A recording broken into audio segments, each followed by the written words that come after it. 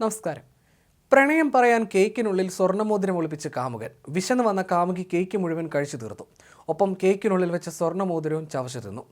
തെക്കൻ ചൈനയിലെ സിയാച്ചിൻ പ്രവിശ്യയിലാണ് സംഭവമെന്ന് south China morning post report ചെയ്തു. മോതിരം കഴിച്ച യുവതി തന്നെയാണ് ഇക്കാര്യം സോഷ്യൽ മീഡിയയിലൂടെ പങ്കുവച്ചത്. പുരുഷന്മാരെ ഒന്ന് ശ്രദ്ധിക്കണേ, വിവാഹ അഭ്യർത്ഥന നടത്താനുള്ള മോതിരം ദയവ് ചെയ്ത് ഭക്ഷണത്തിൽ ഒളിപ്പിക്കരുത് എന്ന കുറിപ്പിലൂടെയാണ് ഇക്കാര്യം യുവതി പങ്കുവെക്കുന്നത്.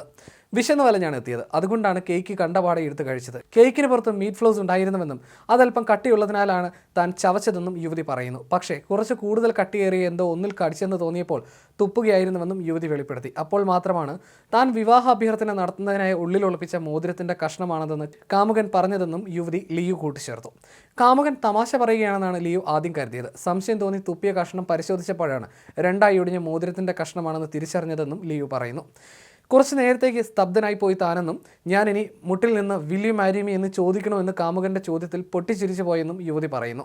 മോതിരം കഴിച്ചുവെങ്കിലും ലിയു കാമുകനെ വിവാഹം കഴിക്കാമെന്ന് സമ്മതമൂളിയാണ് മടങ്ങിയത്.